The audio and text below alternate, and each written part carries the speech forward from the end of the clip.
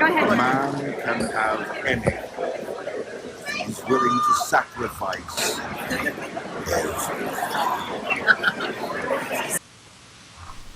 Begin transmission.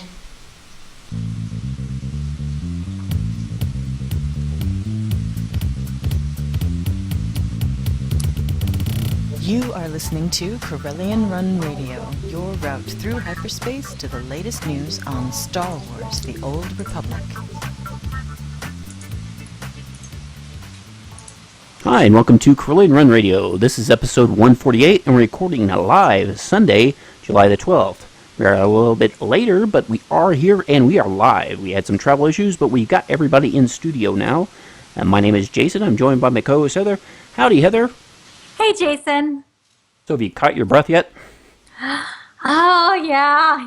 I just got back in about more than an hour ago, but I was supposed to be home a little bit earlier. I just got back from San Diego Comic-Con, and we have lots of news for you guys. And besides news, we also have someone else join the show. We have Jesse from the Unholy Alliance Guild. Welcome, Jesse. Hey, thanks for having me. Hi, Jason. Hi, Heather. So I guess you are also coming in from San Diego Comic-Con, correct?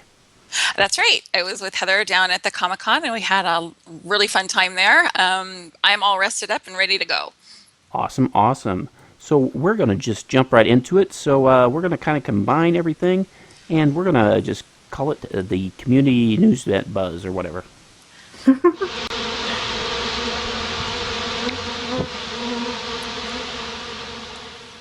So we're going to just jump right into it. So Heather and Jesse, let's find out about your trip first of all. What happened? Tell us everything that went on, and go. All right. Well, on Saturday, I was there for all 4 days of Comic-Con. Well, technically 5 if you count the preview night. But on Saturday was the community cantina and the Fallen Empire story panel. So this is a SWTOR show, so we'll talk about that. In the Fallen Empire story panel, that was really cool. We saw some concept art of what they were doing, what they were working on for the trailer, the Sacrifice trailer. We saw storyboards and just their drawings to full rendering of whatever they're doing. Mm-hmm. Well, now I have to back you up just a little bit because I got some of the pics that were guys on you guys' Twitter thing, and right now we're checking out a picture, and I don't see storyboards on that. I saw beverages in hand. What was going on with that? Let's get to that first. Let's get to the real scoop, okay? So who all did you guys meet from the SWTOR family? Anybody like that? Oh, we met a lot of cool people. We met Andreas. He's a Chinook on Twitter. We met Master Lou. We've mentioned him a couple times on this show. He has a blog, and we met. Oh, you met the usual podcast. We met Marshall and Will, and they were super cool. Yeah, awesome. Those guys are amazing, and those are the beverage guys for the pretty much much the entire weekend. They're a lot of fun, very down to earth, and we had a great time hanging out with them. And you should definitely also, after you're done listening to Corellian Run Radio, you should definitely listen to the usual podcast. Because they have their own take on everything that happened too. But it should be pretty similar. Now we also got some pics there. Looks like some costume things and. What's that? Stage pictures. It looks like you and Jesse are in that one. Yeah, that's us, and that's some of the podcast people, and some of the other people from the community that we met, and that's Heather's guildie there, Theo, in the back with the saber. Oh, sweet. So that was fun. It was so cool meeting up with my guildie, especially after 2 years of being in the guild, and you hear people's voice and you play with them, and then you actually just meet them in person. It's really cool. I was actually really jealous of Heather that she had some guildies that came. I was kind of hoping that I would be able to make that happen with some people from my little community, but it just wasn't able to work out this time. So next time we're going to do that. And that Musco picture there. Oh, yeah, I saw this couple of devious characters there. Yeah, that one was taken by Tessa Fearless on Twitter. She tweeted that one out. Awesome. Nice shout out there. And Jesse, who was that guy that was standing next to you? This guy here, that's Charles Boyd. He's the lead writer for Star Wars: The Old Republic, and a really great guy. Just a great guy, is that it? Okay. He's just really. Moving on from that. Moving on from there, I guess. He's come in his trooper costume last couple times I've seen him, but this time he right. didn't wear it. Ooh, there's a Right. He said neat it was one. going to be too hot all day and panels and working all day, so he didn't want to wear his armor. And, But there's some guys in armor, some Mandalorians, Yeah. and some women in very little armor also. and Yeah. there's that pic of you and I think you and Jesse there, Heather. Where was that That's That's me in my full Mando Mandalorian gear. Yeah, that's a Mando wearing. at? Oh, that one is. Yeah, that was when we went to the 501st Legion party, and that was really cool. But it actually, I really thought that there was just gonna be stormtroopers around, but it was like their off-duty night, so it was all the stormtroopers, but not in their uniform. Like downtime. Yeah. And then Heather, I think you had a special assignment, but you never got back to me on that. 'Cause I Oh heard gosh, you which went one out was with that? you went out with the 501st guys. I did. I went out with them a couple times. Oh. Yeah, yeah. They were all wearing red shirts at the 501st party, and I was like, "Well, I have my Uhura dress," and so I changed it to my Uhura dress, and we went bar crawling. We did Oh my bar gosh. we did a bar trek, Star Trek bar trek. Bar trip. Ooh, I see what you did there. And it was hilarious because we were walking around San Diego downtown. A couple people had those lightsabers from the Star Wars concert, the free concert after the Comic-Con panel. So we were some red shirt Star Trek people with lightsabers, and there was about, I don't know, 10 or 12 of us just walking around together, and people were just going nuts, like, you're not supposed to have lightsabers, and people wanted to take pictures, and it was just so much fun. And I was really surprised that cars kept going when we were crossing the street. And I was like, is it because that we're red shirts that we're all gonna die? Like they can obviously see us. So I had a lot of fun with them that night, and then the day after that, they invited me out again, and so that was really fun. It was actually the Golden Gate Garrison of the 501st Legion. Well, you know what that was with the red shirts and then people trying to hit you. I don't. If it's red, it's dead. Isn't that the thing with PvP? Yeah. So I don't know why cars just keep going. Maybe they're just really bad drivers or something. Yeah, that's cool. You guys get to see some people from the community and hang out with them. That's really fun. I think those are the and then neat. more people that we saw at the canteen. I want to make sure we give a shout out to everyone. Definitely give them a shout out. I don't remember what his real name is, but I know his. He has a couple two names, California and Riance. I met him. So if you're Good listening, names. I remembered your two names. I also remembered Alberto, who is a big podcast fan, and he had some questions about how to make the game more accessible for people in other countries that can't pay for a subscription because of, just trade laws and things like that. So Oh, very cool. There was also some people from Old Republic Dads. They're from the Shadowlands server, which is obviously a very active guild and popular in the community too. So it was great to meet. It was great to meet people that you sort of know by either reputation or through Twitter or whatever social media, and to actually put faces to names and talk to them. And it was a really great experience in that way. That's awesome. So now, I'm sorry, I had to get back off track. So now we will get back on track on the actual news and stuff we got in. So you're talking about some of the stuff from the Q&A and the panel, story panel? Got some pictures that'll be coming up here. Yeah, there weren't too many questions, so we can just go ahead and just read the questions and answers. Yeah, go right ahead. Yeah, there's only a few. So I guess we'll start with that. So the first question, it was something like, will there be more color crystals in the cartel market? And the answer was, Wait a minute. Yeah. Are you kidding me? Yeah. Who So did not get the beat down when that question was I'm sorry if that was your question. No it offense. was the first question, but the answer was yes. Of course, there will always be more lightsaber crystals. Yeah. But I think he was really asking if we're going to be able to get the lightsaber color crystals like in the trailer. You know, okay. those yellow, white looking ones. Okay. If that's if that's the question, it's a little better. But if you're going to ask if you're going to get more cartel crystals, Yeah. So I thought that was an interesting first question. And then the next question was, what was on everyone's mind? What's coming for PvP? Any new maps or gameplay modes? And they said no, nothing that they can talk about. They did say, though, in sort of like offline conversations, that they do have teams though that are working on those things all the time. And it's not like they've abandoned PvP and they haven't abandoned operations. They have teams that are dedicated that work on them all the time. They're just focusing on story right now, like they keep telling us. They're focused on story, but those things are in development, and we shouldn't give up the ghost as far as those things. And people who really, are looking forward to those things don't need to despair. But it's a different answer for them to say there's nothing that they can talk about right now versus we have no current plans. Right. Yes, Absolutely. that's true. That's true. That is a change from what they have been saying. So.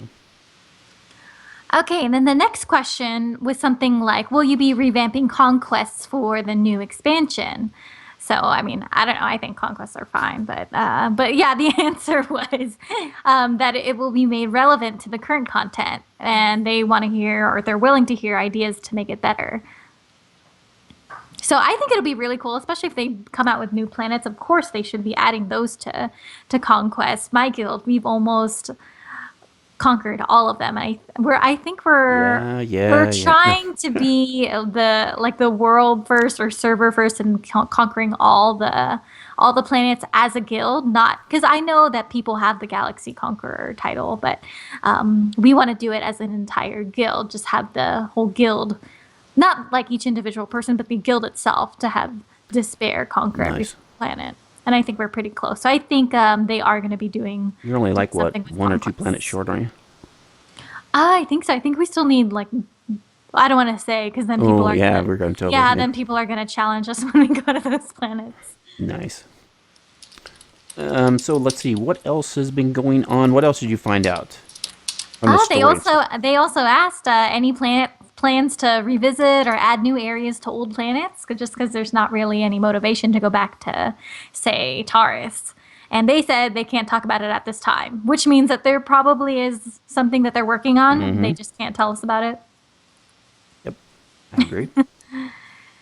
And someone else asked if they have any plans to make a novel to expand on the Fallen Empire story, which I thought was kind of cool, especially since it's a chapter format, and they do have Old Republic novels, but that's not. Now, isn't that, though, something that they have to get approval from Disney, because once it goes into a novel, then it's probably going to be considered canon. Yeah. So. Yeah. I guess that's right. Yeah, that's probably why. My thought with that question was, and not at all that it was a bad question, but my thought was, well, isn't that what the gameplay is? Isn't that what Knights of the Fallen Empire is the telling of that story? So, you are the Outlander and you are the star of that story. So do we need a novel outside that, or are they going to create that whole thing for us? In some of the other books that came along, there was also there was a book, it was Annihilation, that had Theron Shan in it. Right. And it's actually a little bit before he actually came into the game. So I think a lot of people were asking if that was going to be something like that, a novel to kind of set up the Fallen Empire, etc. Gotcha. It would be really cool just because they have the Old Republic series. Yeah, I agree. But I'm sure it has to do with some things with the canon issues. But hopefully they'll get that resolved, because I would definitely like to see some more books along that line. Okay, and then someone, this is a question that I liked also. They asked about the outfit designer adding more functionality to it, which I've been asking for a while, just adding a DPS set, a tank set, PvP set, PvE options, things like that. And this is where I didn't hear what the answer was because people were cheering. Mm-hmm. So did you hear what they said? Well, yeah, I did. I mean, definitely Michael Backus was the one who fielded that question. He's the lead designer for the game. And his response was that's really a great idea, and we would like to do something along those lines. And so it was sort of one of those stay tuned answers. I think it's a great idea. I mean, people have their 2 or maybe even 3 sets of gear if they PvP, and they have something that can go in 2 specs. And they just have to figure out a way to do it that doesn't make it more confusing, because they've already got the outfit designer. Yeah. So they'd have to do it a different way. But I think that's a great idea, and he seemed to be really open to it. Yeah, Michael Myers actually seemed pretty open overall. He seemed like he really liked hearing what our suggestions and things that we liked about the game, and he was really answering a lot of questions that he could answer, because I did talk to him a little bit after the Q&A session too. Nice. But we still have a couple more Q&A questions. Go right through. So someone asked, will companions interact more with the player, like hear about decisions that you made in the past and in the future, or in the current content? And they said that they will be a huge part of Fallen Empire, and they will be improving them a lot, which I believe, based on what I heard from Michael Backus afterwards, that something, well, he didn't confirm, but he kind of suggested that each companion, you're going to have to do like a mission to get them, kind of like a HK thing, but he didn't confirm that, so don't quote Ooh, me. so you quote got like a him. secret info there? But no, it wasn't that secret, because there was like Ouch. 10 people there, but Say but it's he an did exclusive, say Heather. that was going to be really cool, and you will decide if people if your companions get to live or die, and the companions are going to be really big in Fallen Empire, and that's one of my favorite things about the Old Republic. See, now I would have followed that up. Now, when you mean interaction, you don't mean like Treek is going to be chirping at me more. No, actually, Because if I that did- happens, Did. I'm going to Please betray no. all of them. I did confirm any companions that you purchased with cartel coins like Treek or HK51, if you unlock them, they can't take those away. So you can't kill them and Just buy them back. Hey, I like know. that idea. so those ones, nothing will happen to them. Oh, man, if you could keep because we buying them bought back. them. If you could keep buying them Yeah. back, man, I might just do that with Treek. Just right up the airlock, buddy. That's cruel. I didn't say that. So what are you guys' overall opinion, the interaction and stuff that you got with the devs? Very positive. I felt like they really more at this cantina, and maybe you have some opinions about this too, Heather, because you've also been to multiple cantinas. Like I felt like this time they were more mixing with the crowd. They were more hanging out, coming to tables and spending some time and getting to know people and really talking and sharing ideas and just really like immersed in like hanging out with us more than at other cantinas I've been to, and I think that was a really positive thing. Yeah, especially compared to the one at Star Wars Celebration, where it was more like they were on stage really far from you, and and it was kind of difficult to talk. And you had the way that they had the questions was a little bit more. It was Like more efficient. formal. It was Yeah, efficient, but right. it wasn't informal like it was here. So I feel like this one just got back to more. See, now It was that's- more friendly. That's interesting because, see, I think that's a good step for BioWare to take because, see, I would have thought it'd been the other way around. At the Star Wars thing, I figured they would have been more personal there, whereas at, the Comic-Con event, there are a lot more people and stuff like that, so I feel like it'd have probably I been think a little... by necessity they had to do it that way at Star Wars Celebration just because there were so many people to manage. Like I could barely move from where I was sitting. Gotcha. Like I couldn't even go back to go get food because I was trapped in my seat. This one you could easily walk around. I mean, not to say that there wasn't a lot of people there. There were, just Star Wars Celebration was crazy. So now, do you think, though, besides being less people, do you think it was kind of them kind of reaching out a bit more to the community, the people that were there? My opinion is yes. I think that in general, I've seen more responsiveness from the team at SWOTOR, like toward the community recently. I think that maybe we're seeing a kind of a shift in focus on community. I mean, I hope so, because the community of SWOTOR is amazing. I mean, it's great, and it drives so much in this game. Like the community is like everything. So I think that they're seeing that and that they want to be part of it, and they're recognizing the value of the players and of, and then also of people like the podcasters and the bloggers and the people who, are like really outspoken in the community. I think they're recognizing them more too. They're going on more shows and doing more interviews. And I think this is just hopefully a new phase and like a new stage for them where they're really going to be interacting and like down to earth and with us, and helping us love the game.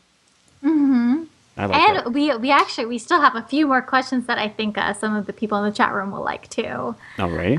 Yeah. So one of the other questions was asking about your instant level 60. Will those particular characters be able to go back to older content? And the answer was no. The short answer, no. Auto leveling skips it because they would like to make the new content accessible to play now. So that's why they give you one free auto level 60. Basically, if you opt in to to choose a level 60, you're sacrificing or you're forfeiting being able to go to those older content and get certain class story achievements. Yeah. So I mean, you can still get it if you just play through, but I guess you shouldn't be able to get that stuff if you just want to Yeah. auto level. Now, the question I had, and I don't know if it may have got asked by anybody about some of the, because you mentioned achievements there. What if you have your companions and you level up the old-fashioned way, you earn it, so to speak. You level all the way up to 60, and then you become the Outlander, but you don't have all your achievements met with your companions. How would that work?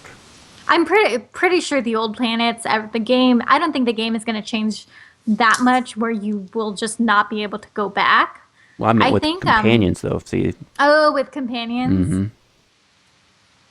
Oh yeah, because you lose them, right? you're going to lose some of them. I'm not sure. Yeah, That's a even good question. even the achievements for like the kills and stuff like that. I mean, you would be like, "Oh, too bad, you missed out." I guess if you kill one off, then then Well, you just can't. Of course, we don't know how it's going to start, right? It's probably not going to Yeah. hit 60 and then boom, you're the Outlander. It's probably going to have to accept the quest, kind of like you did with Shadow of Revan or something like that. So then, There was thereby, you choose to do it.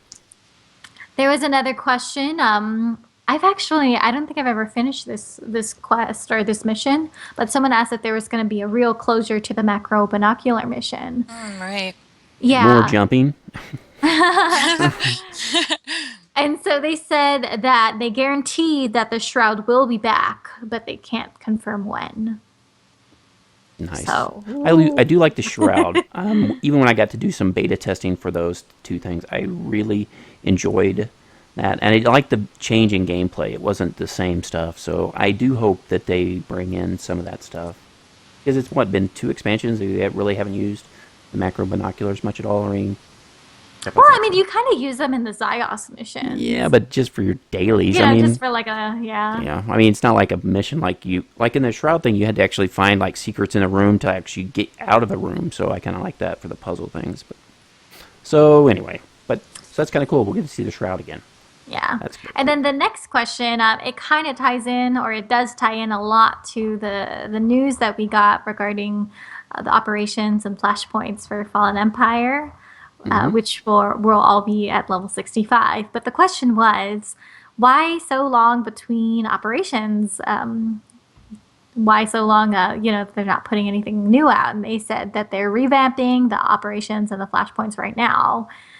So that everything is good, and then they'll announce new stuff after. And I could probably go on a long time about this. I know there's a lot of people out there that are really upset that there's nothing new coming out, but I really think that to do this now is, it's a trade-off. They need to strengthen the base game, make sure it's good before we get an influx of new players, because this is how the game should have been released at launch. All flashpoints with hard modes and everything will be set when Fallen Empire comes out and when The Force Awakens comes out. And I think after that they can start doing new stuff.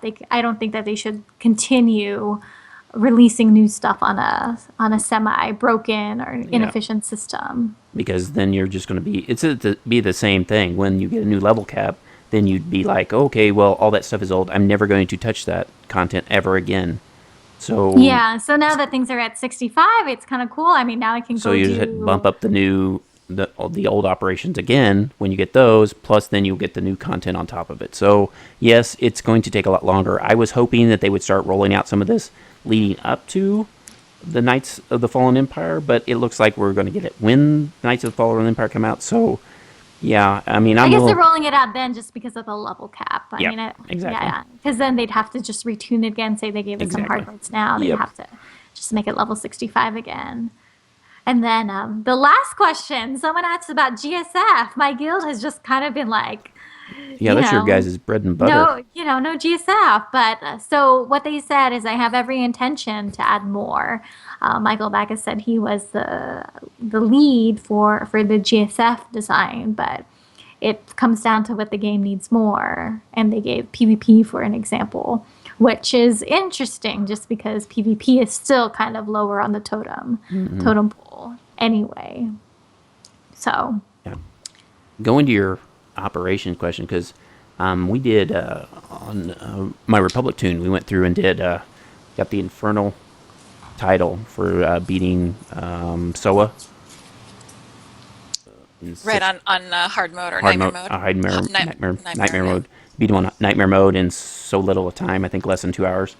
And so we got that title, and I guarantee SOA is just waiting for his operation to get revamped. He's been getting kicked His in the moment will teeth. come. Oh my gosh! Can you remember when SOA was just kick butt? I'm telling you. Wow. Well, they So talked about that specifically too, and that was one of the things that they were excited about, because I had a long conversation with Eric Musco, the community manager, about sort of some community disappointment about the operations and the flashpoints, just kind of like the same ones, and now they're going to be the tacticals and solo modes, and like we had a whole thing. But what he said was that by doing that, it's going to actually breathe new life into the content, because it's going to actually become challenging again. It's going to become fun content to play again. And one thing about going to these cantinas is you just see the players that are there. I mean, you can call, all these players that don't complain about certain things, casuals or whatever, but there's a heck of a lot of people going to these cantinas that are really happy about the game, happy to see where it's going, and these are people going to the cantinas. These are fans, these are big players, and I feel like you just don't see that sometimes. They're happy playing the game. They're not out there complaining about it on the internet. So what you're saying is they're playing the game rather than posting on the forums.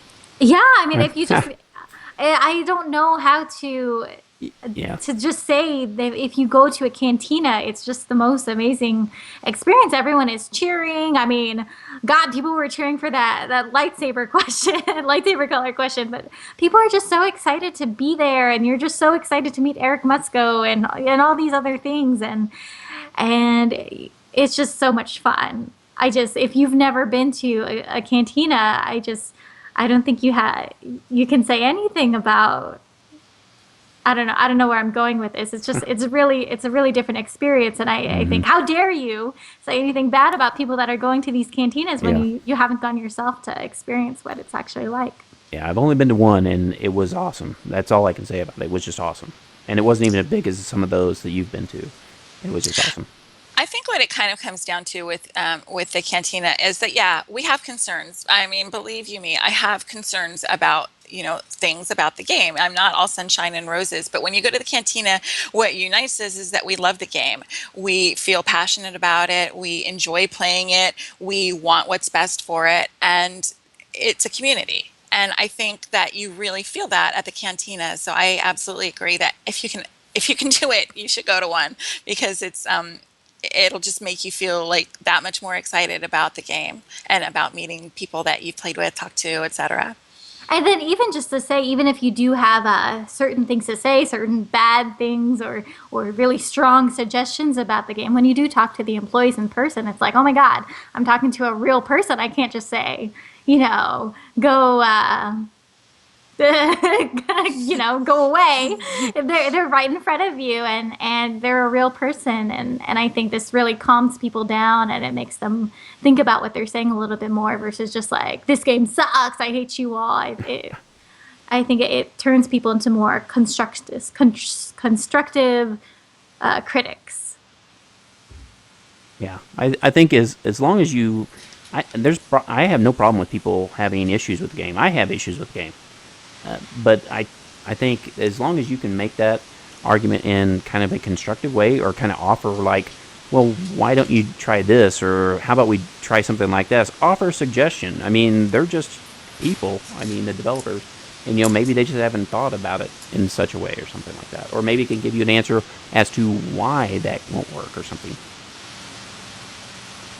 But anyway, yeah, it is great to see all those people and interact with them. Yeah, so And I had to post this up there too. Can somebody explain this little image here? Maybe anyone? I heard Oh, it the was called a voice. no. Emperor Oh, wait, well, we have to mention that too. We Emperor did, Boyd. no, well, that too, but we did meet the voice of it, of Eternal Emperor Valkorion, not Charles Boyd. We met Darren DePaul, and we all got a few pictures with him. Yeah, So that was cool. he must have recognized that I hang out with you guys because he friended me. So I was like, awesome, it's who you know. I was like, yes, I know Heather and Jesse. Yes, woo, hook me up. So I thought it was really cool. That guy is awesome. I was glad to see that he was there and got to interact with people like that. So that was very He cool. was really excited. He was overwhelmed with how accepting and welcoming the community was, and how excited everybody was to have him there. He did a little thing like where they were playing the sacrifice trailer, and he was actually, like He was speaking the mouthing the parts. voice, Yeah, yeah. he was like Oh, nice. speaking the parts, and he told us a little bit about how he auditioned for it, and he didn't really know what it was for. They just kind of He gave him the didn't. He just said, script did they tell him it was for Star Wars? Oh, no. They just told him it was for a game. for a video Oh, game. wow. And then So he didn't now, even now know. he's a Star Wars voice. Awesome. So he How was cool he would was that be? pretty excited. So I guess we need to. There's one other thing that came out. I think we need to. I'm gonna just show it real quick, and then we'll talk about it.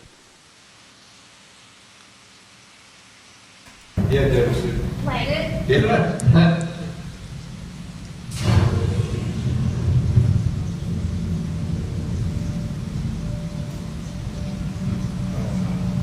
So this isn't gonna necessarily play the way. Yeah.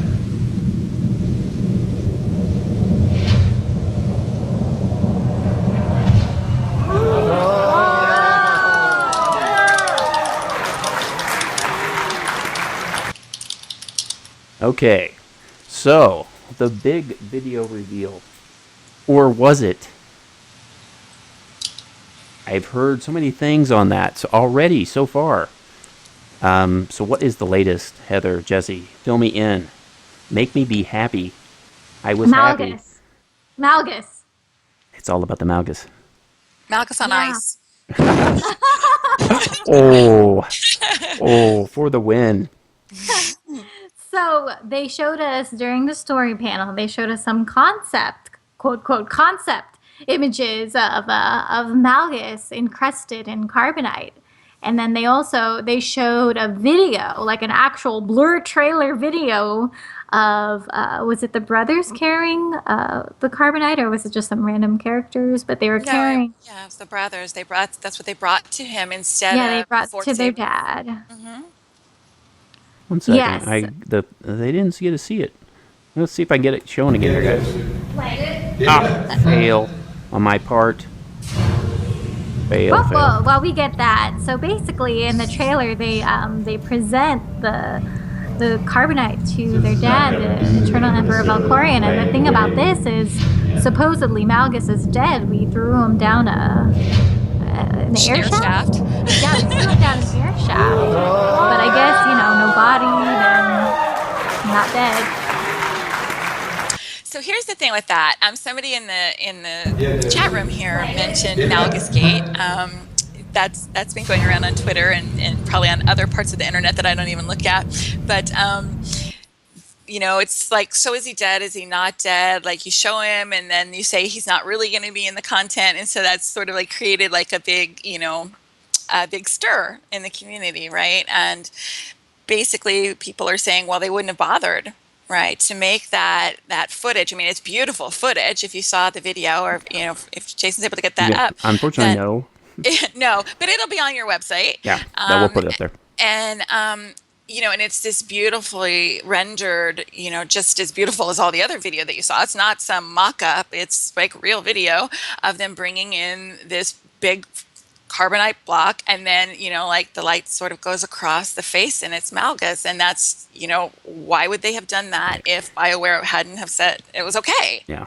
They Yeah, hadn't. Exactly. The other issue I have is, how do you get that far and then decide that you're going to change the story? I mean, that's a lot of money to spend on a part that you just change your mind about. I'm pretty sure that they had Well, the story and you and guys- set before they got all that started. Well, they showed you all the concept art they had to go through just to make like the guards.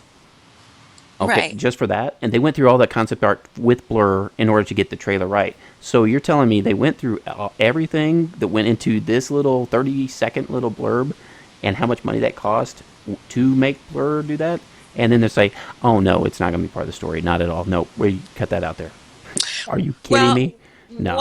one other thing though is, so to a certain extent, because they did talk about this, they had the two guys in the earlier portion of the day, which we didn't talk about too much, but before the cantina, there was panels, story panels, and that consisted of Charles Boyd, the lead writer, along with two representatives from Blur Studios, who made not only the Sacrifice trailer that we're talking about, but also the three trailers that precede the game, the Return, Hope, Deceived.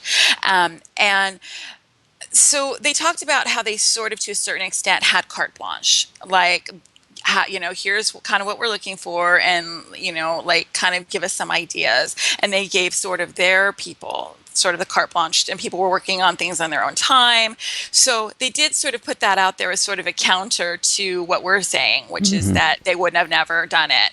Yeah, there's some SWTOR fan in the Blur Studios like, I'm gonna make a Malgus video. I don't care what you I say. love Malgus. Yeah, I want to bring it back, so I'm going to throw Well, him you in there. have to assume that they do love Malgus, Oh, yeah. because, as I just said, they basically brought him to life for us in those earlier trailers. He's like the star of their show. Of course, he's going to feature very large in the imagination of Blur Studios. He is like this epic presence. So Yeah, because they did the original trailers, and that had Malgus all over Yeah. it. So I will add That's one right. thing. I will add one thing. Remember how in the original game, the treatment Revan got?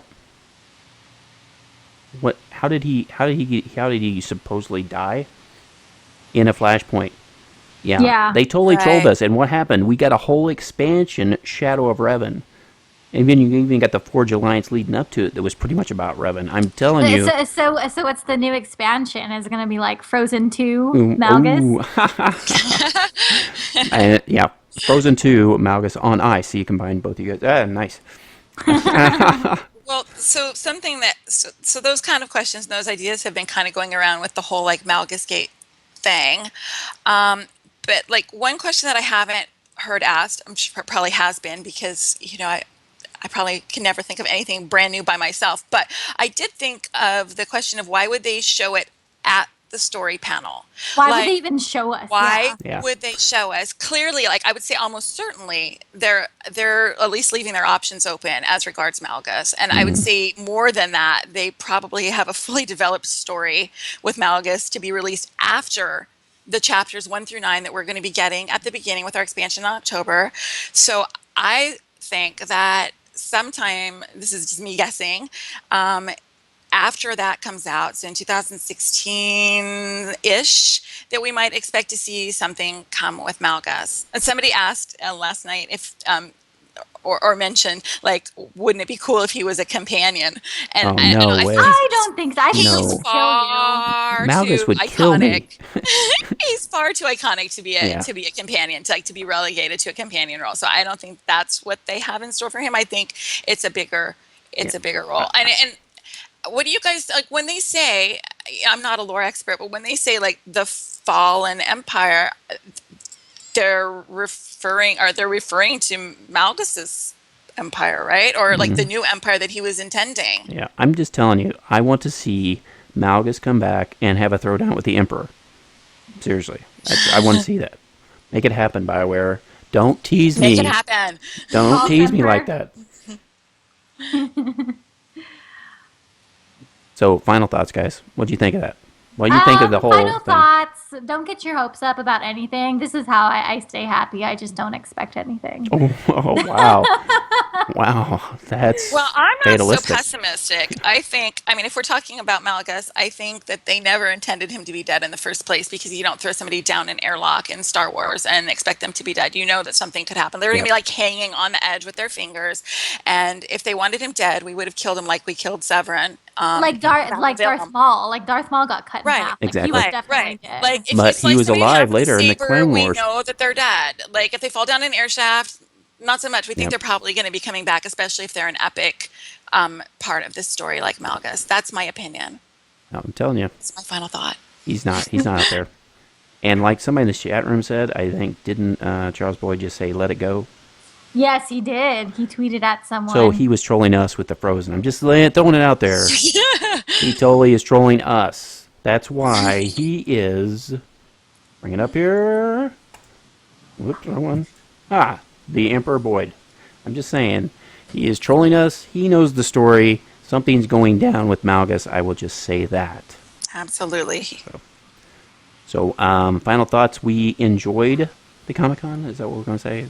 The community Yeah, we cantina? enjoyed it. We got some cool stuff. We got our vehicle codes, which we have a little bit to say about that in a second. We got our vehicle codes. We got our drink tickets. There was not a flash drive this time. Yeah, that was a little bit That was disappointing. interesting, especially with people like Bam from Wook, who collect them all. And then for this one, he was just like, I don't even know what to do. Yeah, what do I He do? handled it very gracefully, actually. I thought he handled it very well, considering that that's like his whole like gestalt is to walk around with his huge necklace full of flash drives, and they didn't give them out. I thought he handled it with elegance. Just put up there, the cantina name, the event, and then put like question mark on a keychain or something. I don't know. Poor guy. I know. I was really surprised when I saw you guys tweet that out there that there was no flash drives. That really surprised me. So I think it's probably because they didn't have like the big teaser reveal that they wanted to show. I mean, what they showed us basically was, the behind the scenes and the storyboarding and, maybe the Malgus. And that was their gift. yeah. So, Well, I'm really just surprised they didn't throw a little something out there. Throw a bone. You know what I'm saying? well, they gave us drink cards. Does that count? Yeah. Okay. Yeah, that always counts. Drink cards always make things better. So, All right. Well, for the vehicle codes, I guess we can say that. So if you haven't gotten the vehicle code yet, I know you can. If you look through social media, if you look through Reddit, Facebook, Twitter, you could probably go find a vehicle code to get. But if you don't have one and you'd like to win one from us, we have a little competition.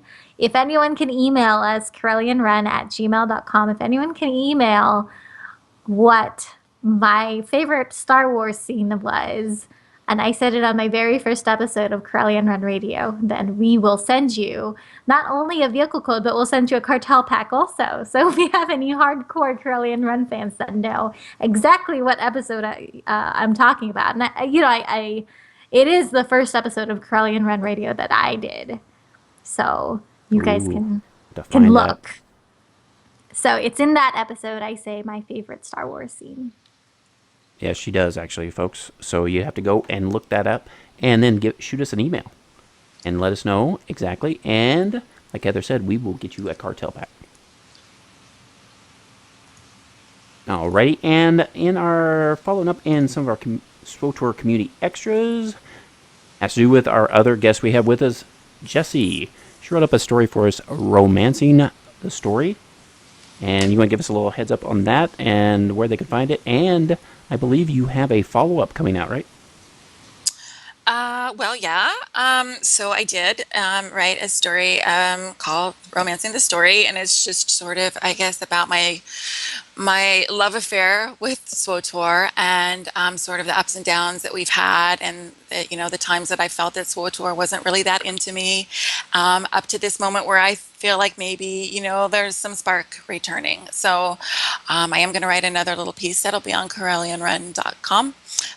Just sort of following up with some of the other newsworthy things that have happened over the last couple of weeks, in addition to what we talked about tonight. Of course, we had the big announcement about the flashpoints in the operations, the developer post that got a lot of attention on social media, and that'll sort of play into it too. So, if you're looking for something very, very, very light to read, like beach reading, you can see that on CorellianRun.com next week. Awesome. And we will let you know when that comes out. So I want to thank her for doing that for us, and thank her for being on the show with us. It was my pleasure. Thank you so much for having me. It was very kind of you to ask me on. And how can we find more from you? Well, I play over on the Harbinger server. I'm with Unholy Alliance. That's an Imperial guild that I'm involved with pretty heavily. We also have a Republic guild that we've had for several months now that we're gaining some momentum with, and that's called Wookiee Mistake. You can find us on the internet at unholyalliance.org or at wookiemistake.com. Remember, Wookiee has 2 E's. And yeah, we're over there playing and having a good time doing operations, group content, social events, and having fun. So if you're on the Harbinger server and you're looking for a home, please look us up. All right. Well, if your guild also looking to get your guild notice, like Jessie, she's actually been on our Guild Ready Check segment before, you can contact us about being on a Guild Ready Check. If you're interested, send an email to corellianrun@gmail.com or to me at heather@prettylittlesith.com. We want to thank all those guilds who have contacted us, and stay tuned for new Guild Ready Checks. And so let us know if you would like to be involved, like Heather said. Don't forget to check out all the great articles on CER this week, and be looking for Jessie's new story that she'll be out later this week.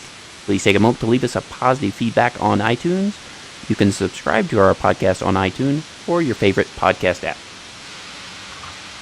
If you'd like to contact us or have any questions or ideas for discussion topics, email us at corellianrun@gmail.com. You can also follow and tweet us on Twitter at corellianrun. My personal Twitter handle is at Heather_PLS, and Jason is at JT_HoloNet. If you're on Facebook, like our Facebook page, or you can also join our Facebook group.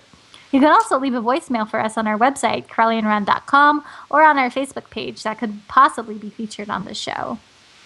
Finally, if you'd like to be a writer, like Jessie, or submit content for the website, send an email to Jason, and he's at jason@corellianrun.com. Well, that's going to wrap it up for us on Corellian Run Radio. I want to thank all our fans, followers, and the loyal listeners for tuning in. We know it was a little later tonight, but I want to thank all the people that showed up in the chat room. You guys were great. We had a lively chat going on, so I want to thank you guys for that. And until next time, I'm Jason. I'm Heather. May the Force be with you, or keep those blasters by your side, kid.